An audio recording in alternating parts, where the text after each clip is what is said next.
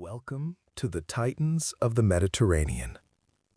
Tonight, we journey through the life of a man who never wanted power, but became history's greatest philosopher-emperor. This is the story of Marcus Aurelius. In the year 121 of the Common Era, a boy was born into Rome's elite who would one day wish he'd never been born into power at all. His name was Marcus Annius Verus, born on April 26th in the eternal city of Rome.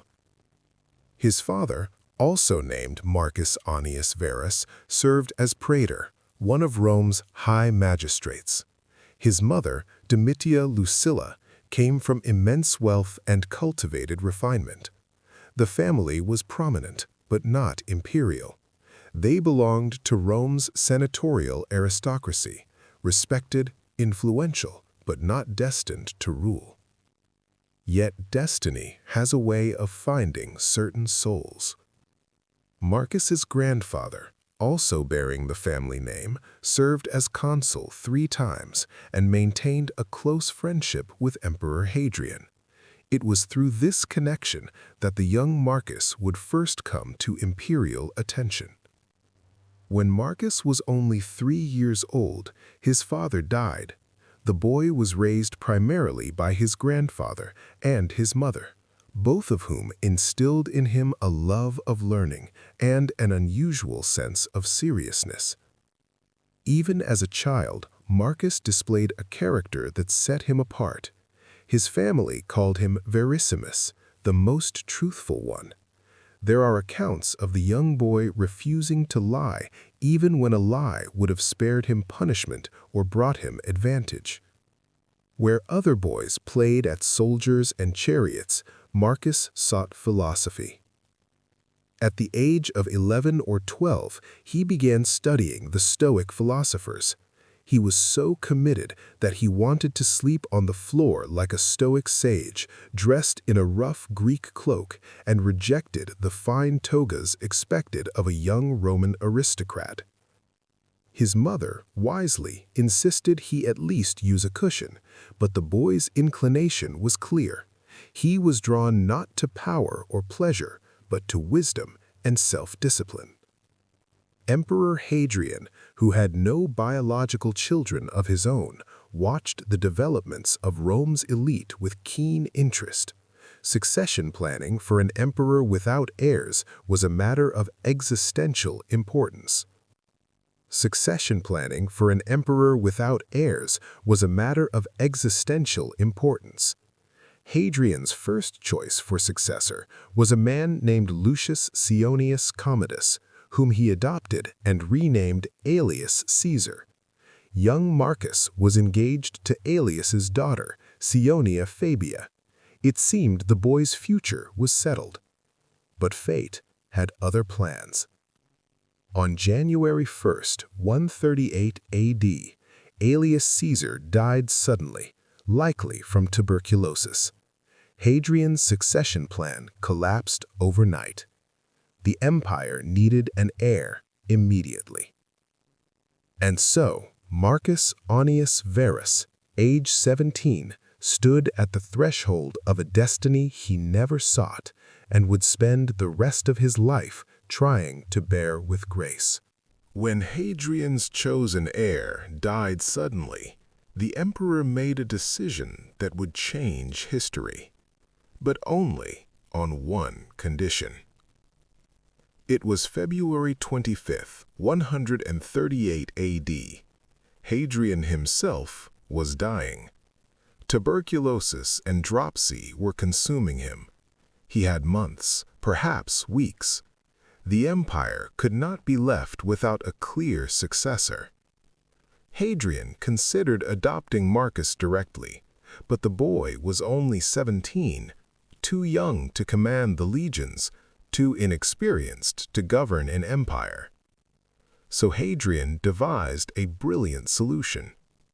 He would adopt Antoninus Pius, a respected senator, age 51, as his immediate heir. But there was a condition. Antoninus must adopt two sons, two future emperors. The first was Marcus Annius Verus, who would become Marcus Aurelius Caesar. The second was Lucius Verus, the 7-year-old son of the deceased Aelius. It was unprecedented, a double adoption, a succession plan spanning 2 generations. Hadrian was ensuring that even if Antoninus died young, the empire would have a trained heir ready to rule. On that February day, Marcus's life changed forever.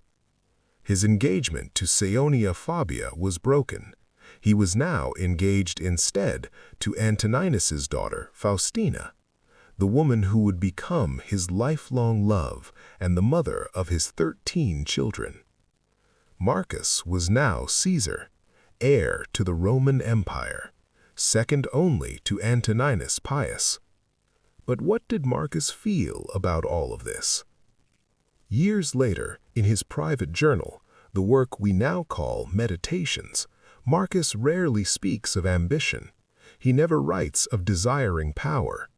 Instead, he thanks his grandfather for teaching him good morals and the government of my temper. The Stoic philosophy he had embraced taught indifference to external honors. Wealth, status, titles, these were indifferents, neither good nor bad in themselves. Only virtue mattered. Yet here he was, thrust into the center of imperial power.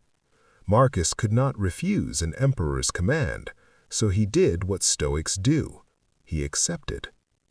In his Meditations, he would later write, "What is not good for the beehive cannot be good for the bee." If his duty was to serve Rome, then he would serve Rome, not because he wanted to, but because fate had placed him there. And if he must rule, he decided, he would rule as a philosopher. On July 10th, 138 AD, Emperor Hadrian died at his villa in Baiae. Antoninus Pius became emperor, and Marcus Aurelius Caesar became heir to the world. He was 17 years old. He had 23 years to prepare for a role he never wanted. For 23 years, Marcus prepared for power he never wanted, studying under the greatest minds of Rome, and one former slave whose words would shape an empire. Marcus's education was extraordinary. His first great teacher was Marcus Cornelius Fronto, the greatest Latin orator of the age. Fronto taught rhetoric, public speaking, the art of persuasion. More than 160 letters survive between teacher and student. They reveal a fascinating tension. Fronto wanted Marcus to become a master of eloquence. Marcus wanted to study philosophy. Fronto was often frustrated. His brilliant student preferred the Stoics to the speechwriters. Another teacher, Herodes Atticus, taught Greek rhetoric. Herodes was legendary, the wealthiest man in Greece, known for his eloquence and his temper.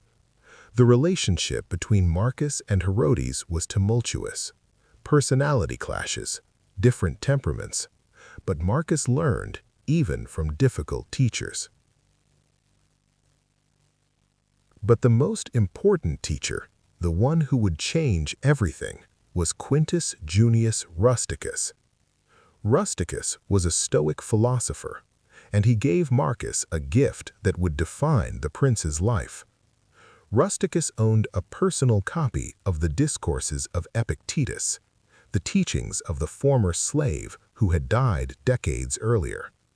Rusticus gave this copy to Marcus. Marcus read it obsessively. Epictetus's central teaching, the dichotomy of control, resonated deeply. The idea was simple but profound. You control only 3 things: your thoughts, your judgments, your actions. Everything else your body, your possessions, your reputation, even your life, you do not control. Therefore, focus only on what is within your power. Let go of the rest. For a young prince who would inherit an empire he didn't want, who would face plague, war, and endless grief, this philosophy was not abstract theory, it was survival. Marcus writes in his Meditations, "From Rusticus I received the impression that my character required improvement and discipline. That gift, that book, changed everything." Epictetus had taught freedom exists only in the mind. You are not your body, not your possessions, not your reputation. You are your choices. And now, the slave's philosophy became the prince's guide. The irony was not lost on Marcus. Epictetus had taught freedom despite being enslaved. Marcus would learn to be free even as emperor. But philosophy was only part of Marcus's education. He also learned the practical art of ruling. Antoninus Pius treated him not merely as a student, but as a co-ruler. For 23 years, Marcus observed, learned, participated. He watched Antoninus govern with moderation, with mercy, with pragmatic wisdom. He learned administration, law, military logistics, diplomacy. In his Meditations, Marcus devotes an entire section to what he learned from Antoninus. "From my adoptive father, I learned mildness and unchangeable resolution, the importance of investigating thoroughly without passion, to give full attention without being distracted by interruptions." Antoninus became the model of the good emperor, firm but not cruel, decisive but thoughtful. Marcus absorbed every lesson. In the year 1405 AD, Marcus married Faustina the Younger, Antoninus's daughter. It was a political marriage, but also a love match. Despite rumors that would circulate later, likely invented by political enemies, Marcus loved Faustina deeply. They would have 13 children together. Only 6 would survive to adulthood. Already, personal tragedy was entering his life. The world would not be kind to the philosopher prince. But for now, in these years of preparation, Marcus studied. He read. He practiced stoicism. He learned to govern. He did not know that his reign would be defined not by peace, but by crisis. Not by philosophy practiced in calm libraries, but by philosophy tested in plague, war, and grief. On March 7th, 161 AD, the philosopher became emperor, and immediately made a decision that would define his reign. Antoninus Pius died peacefully. He was 74 years old. His reign had been one of the most stable and prosperous in Roman history. 23 years of peace, secure borders, a full treasury, no major wars, no civil unrest. It was an impossible legacy to match. Marcus Aurelius, age 39, became emperor. The Senate voted him full imperial powers. He was now Marcus Aurelius Antoninus Augustus, the most powerful man in the world. The moment he had dreaded his entire life had arrived. And then, Marcus did something unprecedented. He refused to rule alone. Marcus insisted that his adopted brother, Lucius Verus, be made co-emperor, equal in power, equal in authority. For the first time in Roman history, there would be two Augusti, two emperors. The Senate was confused, but they approved. Why did Marcus do this? Hadrian's adoption plan had included both of them. Marcus felt bound by that. But there was more. Stoic principle taught the importance of sharing burdens. Marcus genuinely did not want sole power, and practically, Lucius could handle military campaigns while Marcus focused on administration and philosophy. Critics called it weakness. History would call it wisdom. Lucius Verus was Marcus's opposite. Handsome, charming, pleasure-loving. He enjoyed gladiatorial games, banquets, theater. Where Marcus meditated, Lucius celebrated. But the partnership worked. Complementary strengths. Marcus governed, Lucius commanded armies. Together, they were whole. But the peace would not last. Almost immediately, crisis struck. The Parthian Empire, Rome's great eastern rival, invaded Roman Armenia. King Vologases IV annexed the territory. Syria was threatened. Rome's eastern frontier was collapsing. Marcus and Lucius had to respond. The decision was made.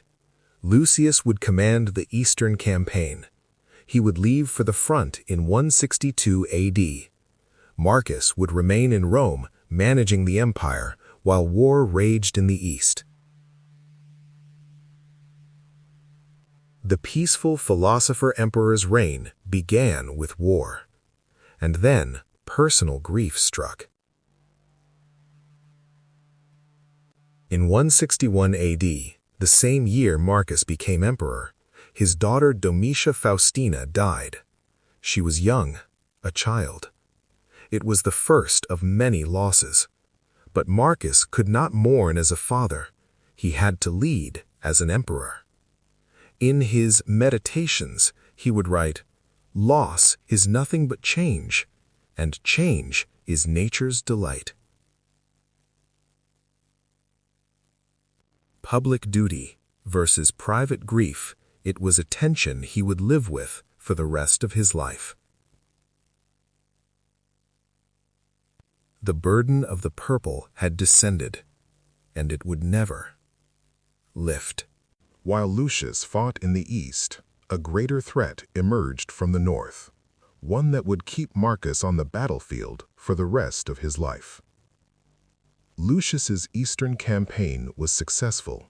From 162 to 166 AD, Roman legions pushed back the Parthians. Armenia was recaptured, Syria secured. The Parthian capital, Ctesiphon, was sacked. Rome had won.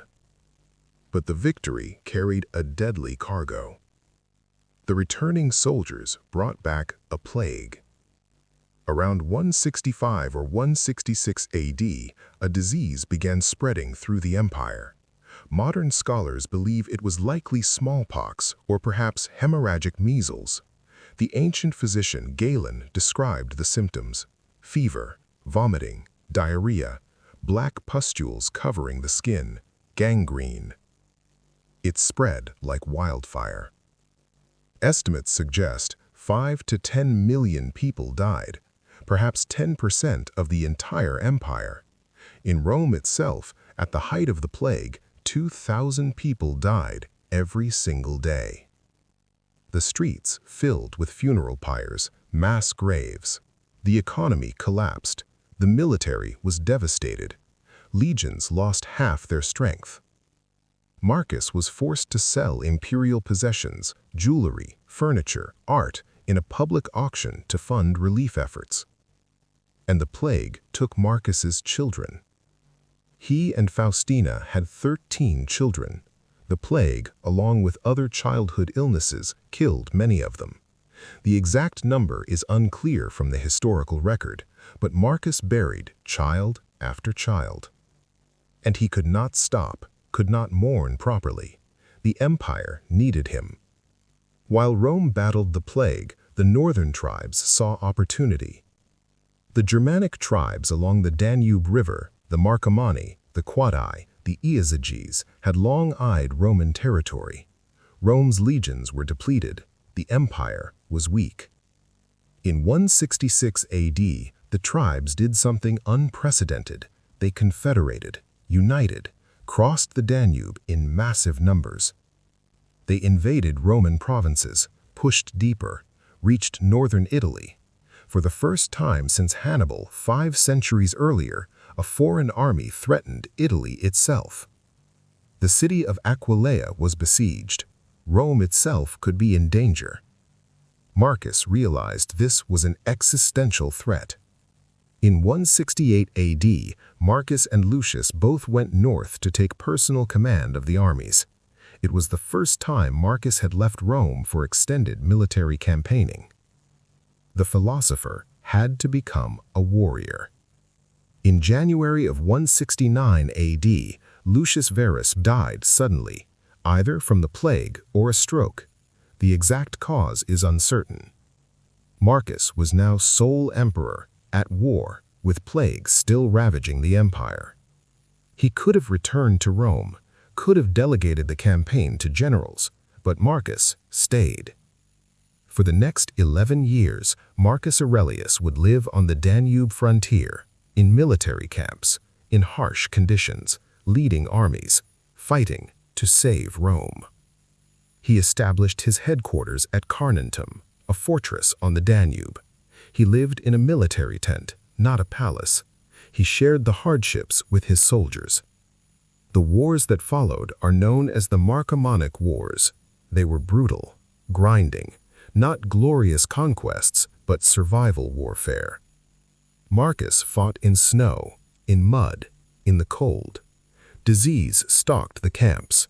The enemy was fierce.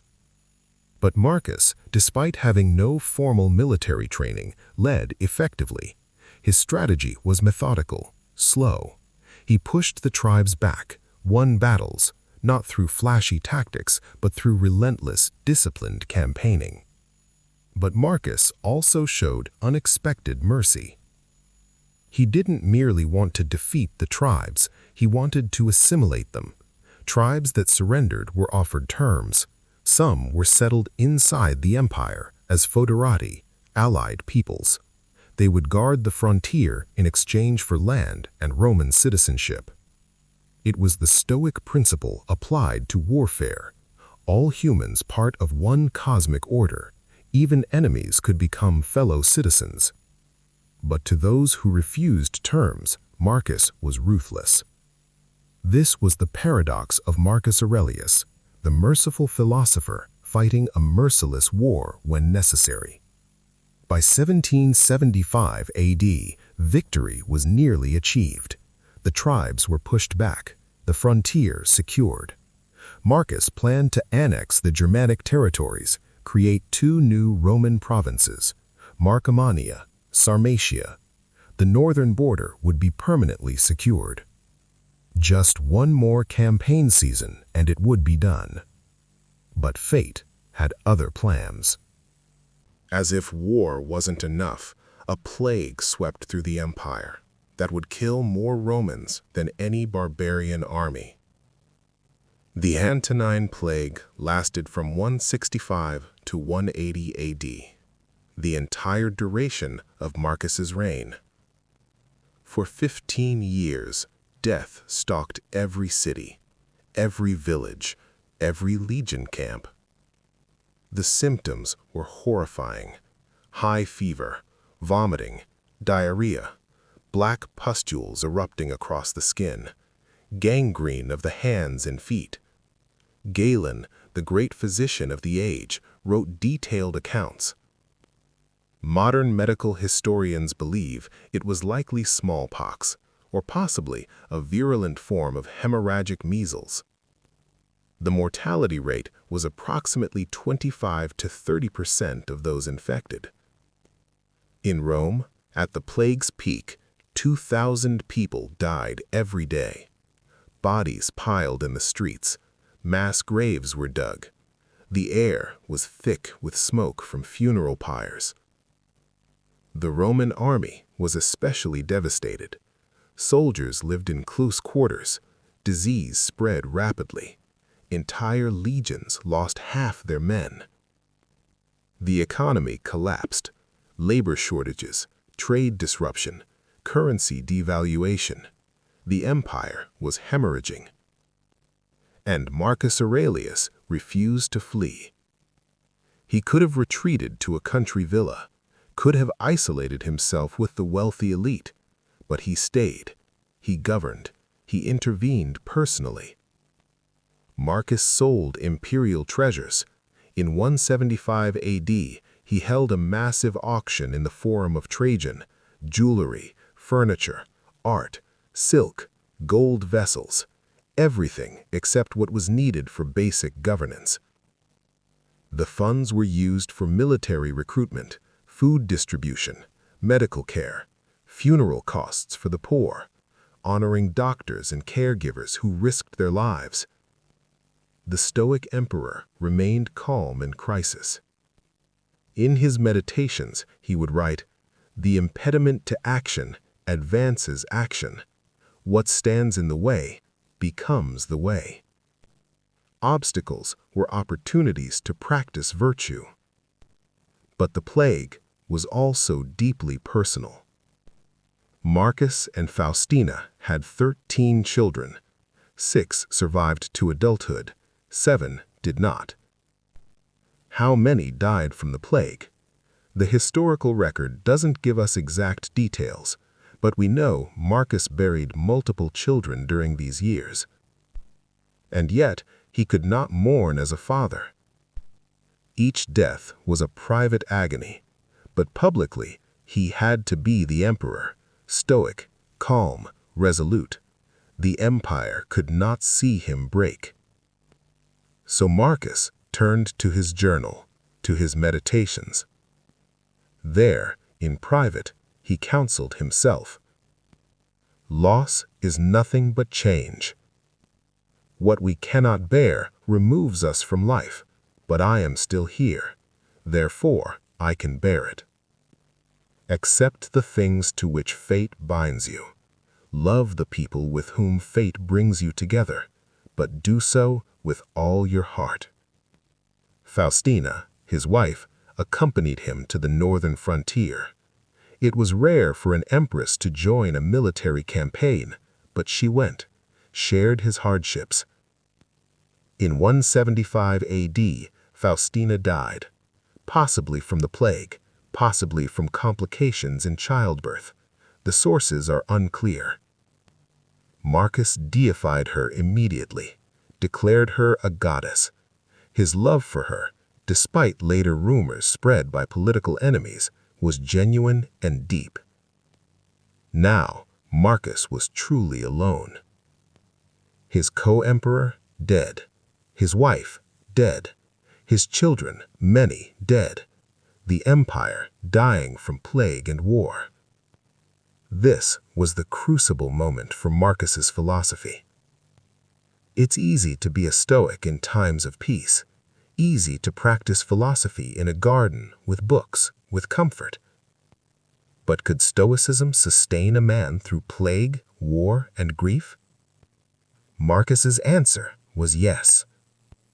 In his meditations, he wrote, "You have power over your mind, not outside events. Realize this, and you will find strength." He didn't break. He became more committed to duty, more resolved, more philosophical. The crisis didn't destroy his character.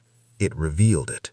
In a military tent on the frozen Danube frontier, the emperor wrote a book never meant to be read, and accidentally created one of history's greatest works of philosophy.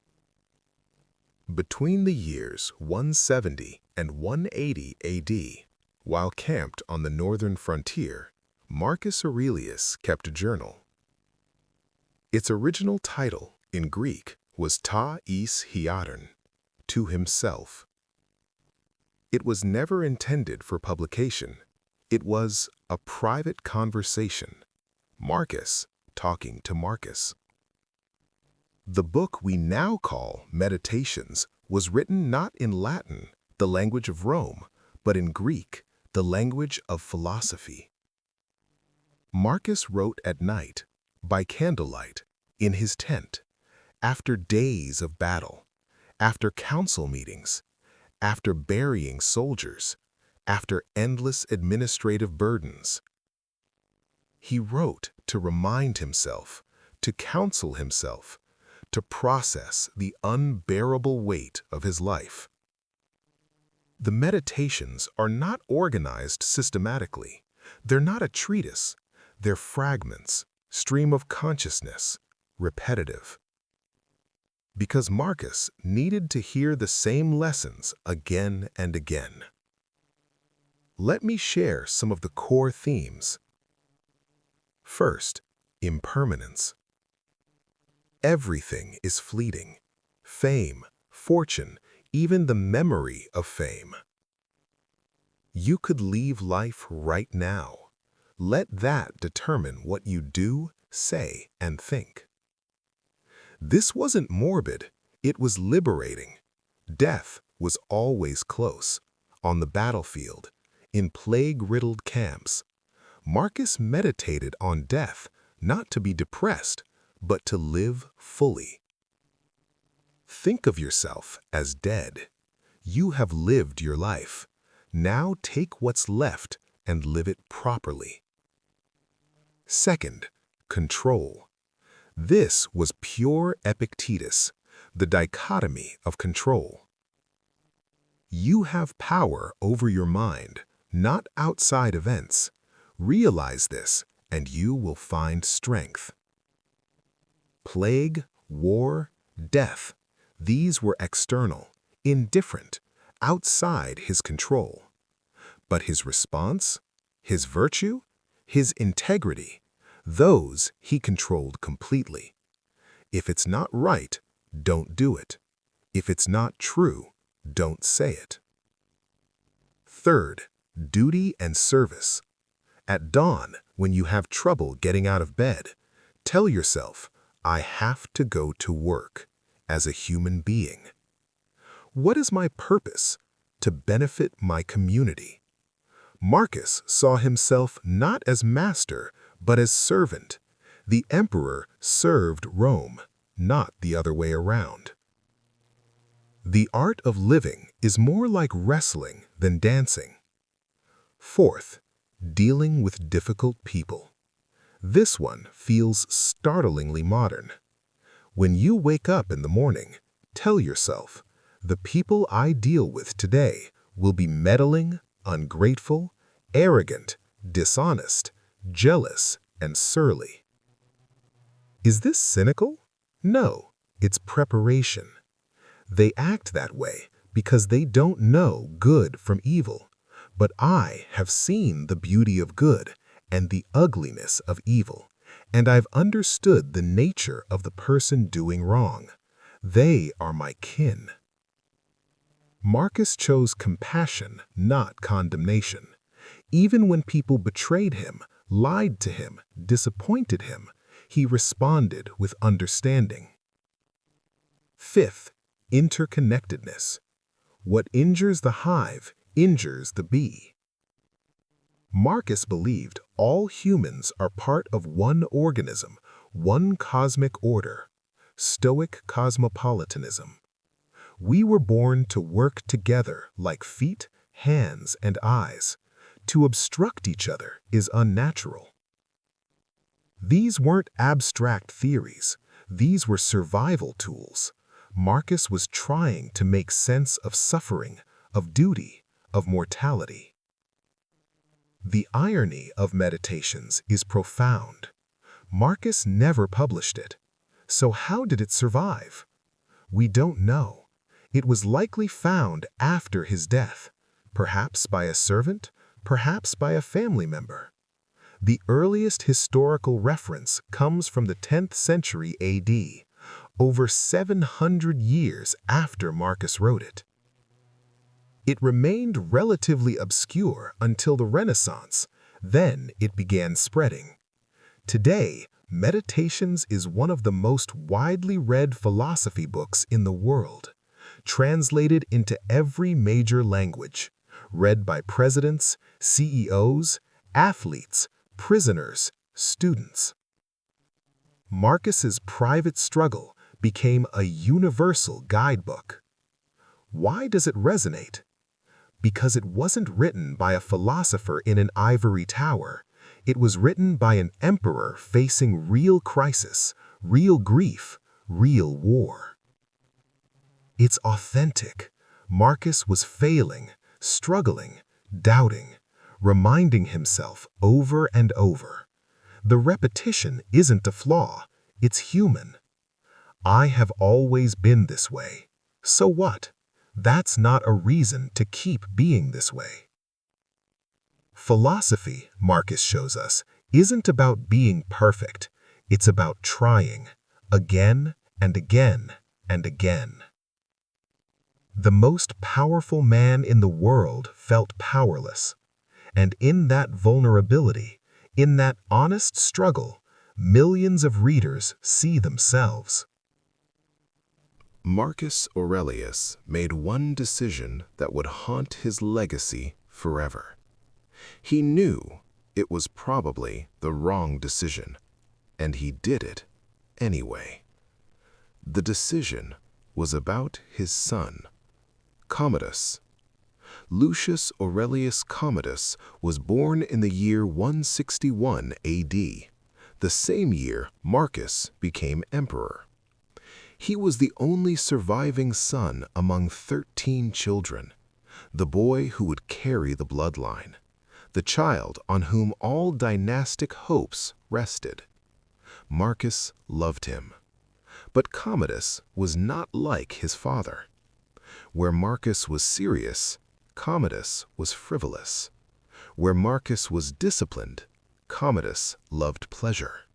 Where Marcus preferred philosophy and books, Commodus preferred gladiatorial games, hunting, and displays of strength. Ancient sources describe him as vain, cruel, and easily flattered.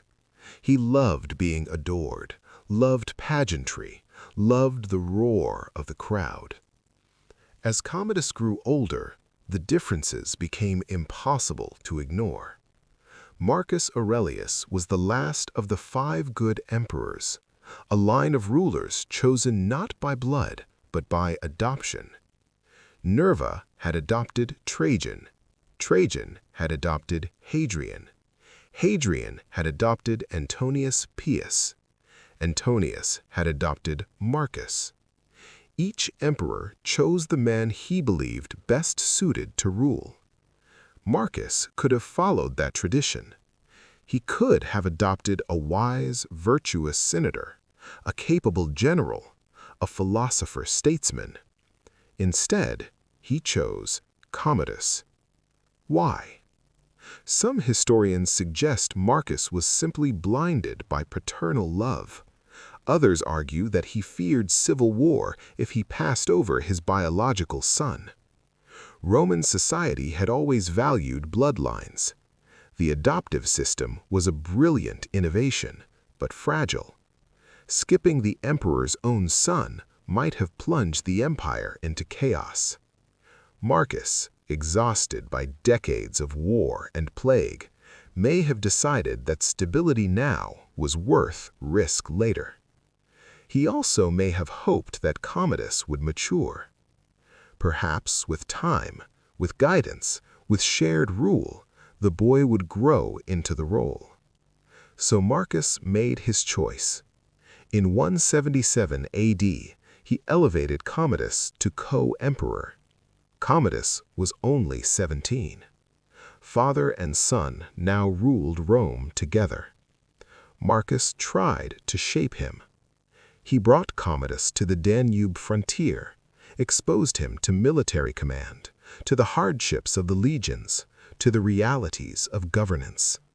But Commodus was bored. He preferred Rome, the games, the theater, the baths, the luxury of the capital. Marcus saw what was happening. He saw that his son was not ready. He saw that his decision might doom everything he had built. And yet, he did not change course. Perhaps he felt he could not. The machinery of succession was already in motion. The Senate had recognized Commodus. The army had sworn loyalty. To reverse now would invite unrest. Perhaps he took refuge in Stoic acceptance. Some things are up to us, and some things are not up to us. Epictetus had taught. Marcus could not control Commodus's character. He could only control his own. In his meditations, Marcus reflects often on accepting fate, on loving what happens, on not clinging to how things should be. He may have seen Commodus as part of that fate. His duty was to train him as best he could, to rule well while he still lived. What came after was beyond his control. The tragedy is that Marcus knew.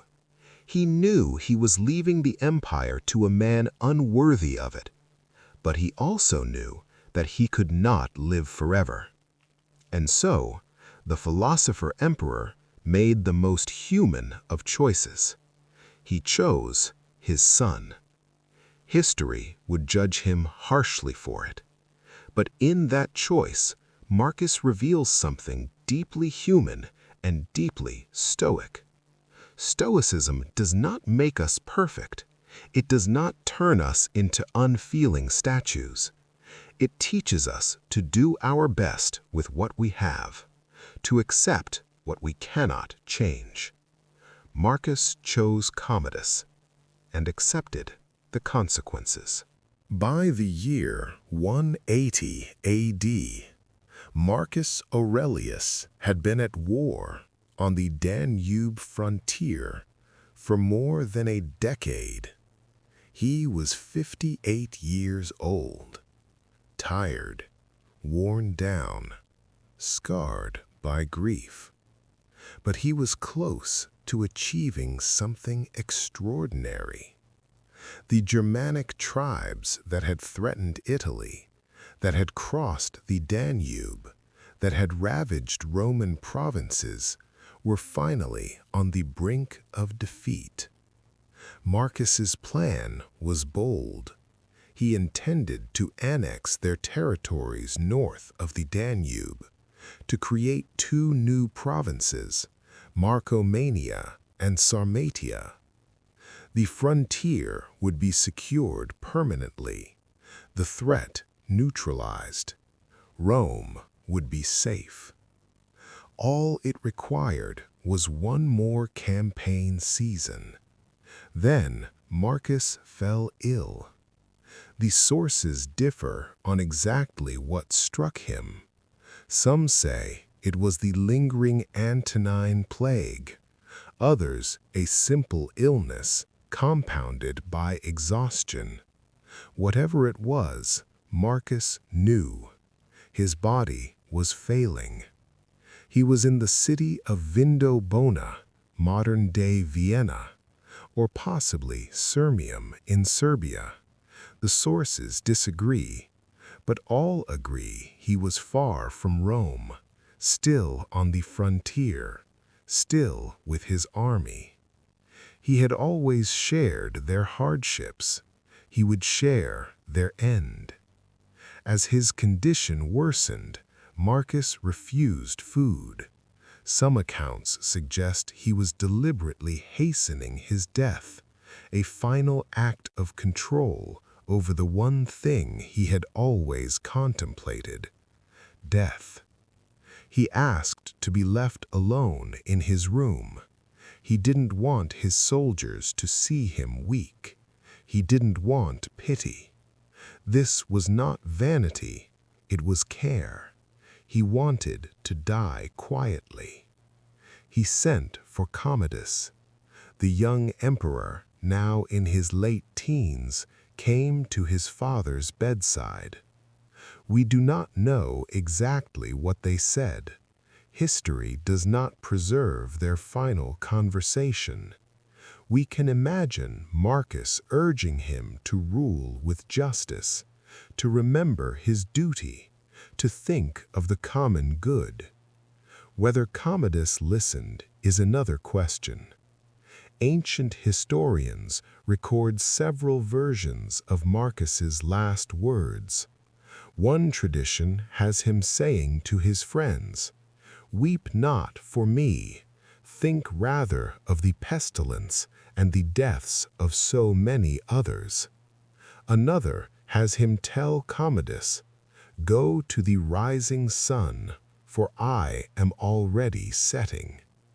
We cannot be certain these words are authentic, but they fit.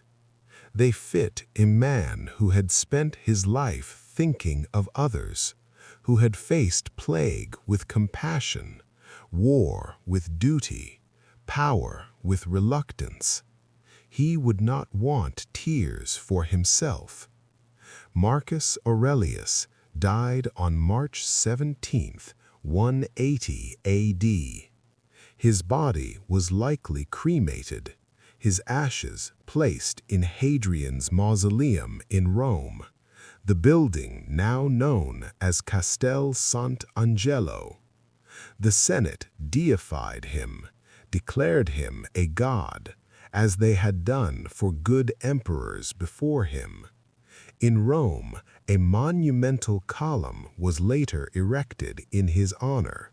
The Column of Marcus Aurelius still stands today, covered in spiraling relief scenes of his campaigns on the Danube.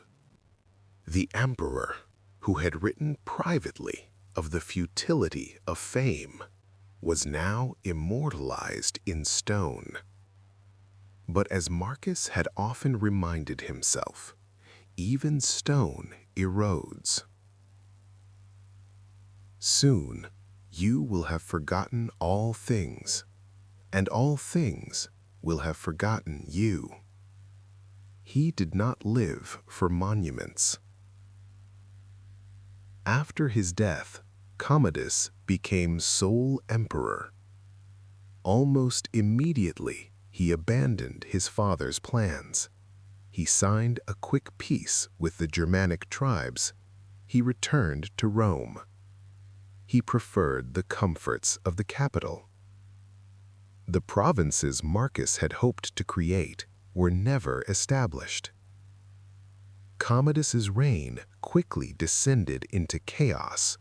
He fought in the arena as a gladiator, the emperor playing at being a slave. He renamed Rome after himself, renamed the months of the year, surrounded himself with sycophants.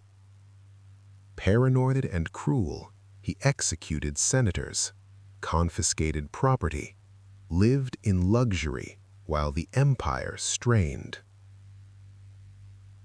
In the year 192 AD, 12 years after Marcus's death, Commodus was assassinated, strangled in his bath by a wrestler. With his death, the empire plunged into civil war. Marcus Aurelius had been the last of the 5 good emperors. His death marked the end of the Pax Romana, the long peace of the Roman Empire. What followed was crisis, and yet, across those centuries of chaos, one thing of Marcus's survived. Not his political arrangements, not his borders, not his dynasty, his journal. The words he wrote to himself in a military tent outlasted his monuments, outlasted his son's reign, outlasted the empire itself. In the end, that private conversation became his true legacy. Nearly 2,000 years after his death, a Roman emperor's private journal is read by millions. Presidents, CEOs, soldiers, therapists, prisoners, students, insomniacs, all turn to the same book, Meditations. When Marcus died in 180 AD, his journal was not famous. It was not widely known. It may not even have had a title. It was simply a bundle of notes, a collection of reminders, written in Greek by an emperor for himself. Somehow, those pages survived. We do not know exactly how. Perhaps a servant found them. Perhaps a family member kept them. Perhaps a scholar in a later century copied them. The first clear reference appears in the 10th century. A Byzantine scholar mentions the writings of Marcus to himself. During the Renaissance, interest in ancient texts exploded. Humanist scholars searched monasteries and libraries for lost works of Greece and Rome. Among the texts they found was Marcus's journal. Over the centuries, Meditations was translated into Latin, then into European languages. Its influence slowly grew. But it was in the 20th and 21st centuries that Marcus Aurelius truly found his audience. Modern people, living in a world of anxiety, uncertainty, and constant change, found in Marcus a calm voice, a friend. Leaders facing pressure and responsibility saw themselves in him. Soldiers on deployment related to his nights in military tents. Ordinary people dealing with grief, illness, and fear found comfort in his acceptance of fate. In the field of psychology, Marcus's Stoicism helped inspire an entire school of therapy. Cognitive behavioral therapy, or CBT, one of the most widely used therapeutic approaches today, is directly influenced by Stoic philosophy. The core Stoic idea that we are disturbed not by events, but by our view of events, became the foundation of cognitive therapy. One of Marcus's favorite philosophers, Epictetus, had said exactly that. Marcus lived it. Modern CBT therapists often recommend meditations to their clients, not as a religious text, not as dogma, but as an example of someone using rational reflection to cope with stress and trauma. In the world of business and leadership, Meditations has become a quiet classic. Executives, overwhelmed by responsibility, see in Marcus a model of ethical leadership. He held ultimate power, but constantly reminded himself of his own smallness in the vastness of time and space. Alexander the Great and his mule driver both died, and the same thing happened to both. They were either received into the same generative principle of the universe or dispersed alike into atoms. For a modern CEO used to flattery and status, reading that can be humbling. In the military, Marcus is often studied as a model of leadership under pressure. He commanded armies while grieving his children, made decisions while sick with plague, held an empire together while everything seemed to fall apart. And yet, his private writings show vulnerability, doubt, fatigue. He reminds himself to get out of bed, to be patient with difficult people, to accept criticism.